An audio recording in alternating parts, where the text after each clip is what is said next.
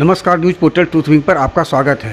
बिहार के राजनीतिक सुनामी में जो उथल पुथल नजर आ रहा है वह हो सकता है कि सुनामी आम लहर में तब्दील हो जाए और सरकार एनडीए की बच जाए, क्योंकि जो सूत्र बताते हैं कि अब नीतीश कुमार के कभी काफ़ी करीबी रहे, अब बिहार की राजनीति से हाशिए पर धकेल दिए गए सुशील कुमार मोदी अचानक एक्टिव हो गए हैं। ये सूत्र बताते हैं कि मंगलवार से सुशील मोदी की सक्रियता कहीं एनडीए की जो सरकार बिहार में है उसे बचाने में शायद कामयाब भी हो जाए। वहीं दूसरी ओर तल्ख बयानबाजी हो रही है, उस पर भी भाजपा आला कमान का नज़र है और सोशल मीडिया पर एक बहुत ही चर्चित स्लोगन अभी इन दिनों देखने को मिल रही है कि बिहार के आसमान में दो प्रवासी पक्षी ईडी और सीबीआई को देखा गया है। जल्द ही बिहार की धरती पर उनका आगमन होगा और क्योंकि पड़ोस में झारखंड हो, बंगाल हो और महाराष्ट्र में सीबीआई और ईडी की जो कार्रवाई हुई है उससे सत्ता तो पलटा ही है। और कल तक बंगाल टाइगर के रूप में जो शेरनी थी ममता बनर्जी, जो प्रधानमंत्री के हर कार्यक्रम को बायकॉट करती थी, इवन कि बंगाल में भी जब प्रधानमंत्री आते थे तो प्रोटोकॉल के तहत भी वो रिसीव करने नहीं जाती थी, वे नीति आयोग की बैठक में भी उपस्थित हुई, शामिल हुई। उनका बॉडी लैंग्वेज बता रहा था कि कहीं न कहीं कुछ ऐसी स्थिति है जिसमें नरेंद्र मोदी के सामने ममता बनर्जी असहज महसूस हो रही थी। वही प्रधानमंत्री से उन्होंने भेंट किया। ममता बनर्जी की जो लड़ाकू छवि है उसको अगर सामने रखकर नीतीश कुमार की छवि को देखा जाए तो नीतीश बाबू कुर्सी के लिए कुर्सी कुमार है, कभी भी कहीं पलट जा सकते हैं, कोई स्टैंड इनका नहीं है। ठीक है, ये अपना विरोध जताते हैं, नहीं जाते हैं, प्रधानमंत्री आते हैं तो कोरोना पॉजिटिव हो जाते हैं और भी ऐसे कई मौके हैं।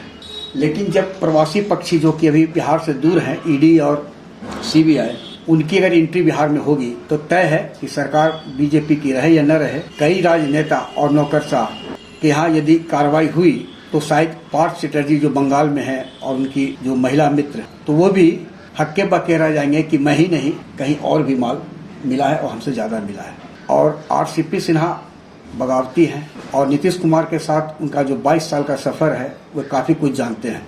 और जिस प्रकार आरसीपी के भूखंड के मामले को लेकर नीतीश कुमार भाजपा पर आक्रमणकारी हो चुके हैं, तो इसी भूखंड को लेकर कभी वो तेजस्वी यादव से नाराज हुए कि संपत्ति का उन्होंने ब्यौरा नहीं दिया, तेजस्वी से उन्होंने किनारा कर लिया।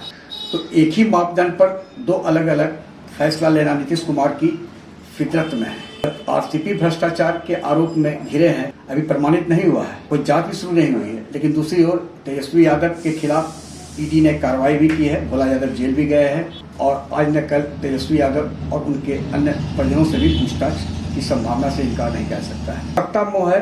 अब नीतीश कुमार पहले की तरह राजनीतिक रूप से मजबूत नहीं है, वे तीसरे नंबर की पार्टी है। आज वे बार्गेन करने की स्थिति में नहीं है कि भाजपा या आरजेडी के साथ कि वे कौन पद किन्हें देंगे।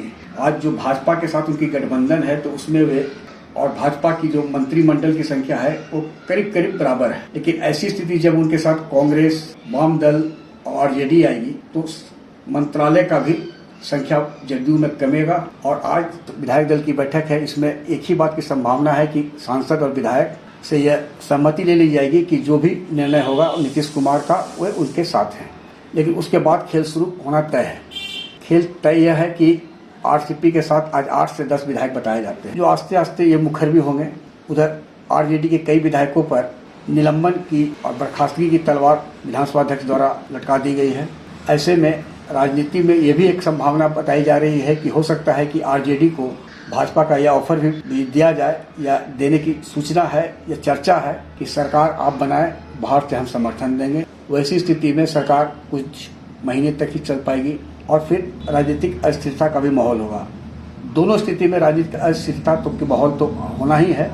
यदि आरजेडी, कांग्रेस, वाम दल के साथ जदयू की सरकार बनती है तो 163 विधायक होते हैं, जो बहुमत से काफ़ी अधिक। लेकिन राजनीति में अस्थिरता और राजनीतिक में कब क्या होगा यह कोई दावे के साथ नहीं कर सकता है। और भाजपा भी महाराष्ट्र में इस प्रकार की महाअघाड़ी सरकार थी उसे कैसे तितिर बतर करके वहाँ सत्ता में आ चुकी है और बंगाल टाइगर को कैसे घुटनों पर ला दिया, यह नीतीश कुमार और उनके सहयोगियों को भी पता है कि भाजपा के हाथ से यदि सत्ता गई तो भूखे बाघ की तरह भाजपा की कार्रवाई होगी और उसमें सृजन घोटाला का भी नाम आ रहा है सामने, जिसमें भाजपा के भी 1-2 मंत्री जो उस वक्त रहे होंगे उन्हें कुर्बान कर सत्ता के कई बड़े नेता जो बिहार की राजनीति में हैं वे भी घेरे जाएंगे, इतना भी तय है। और सृजन और शेल्टर घोटाला में भी अगर यदि जांच आगे बढ़ी तो परेशानी तो होगी, लेकिन किन्हें होगी यह सभी जानते हैं।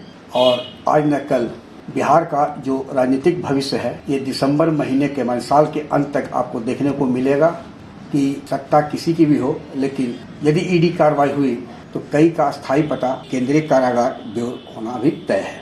आग्रह है कि इस वीडियो के लिंक को लाइक, सब्सक्राइब और शेयर अवश्य करें।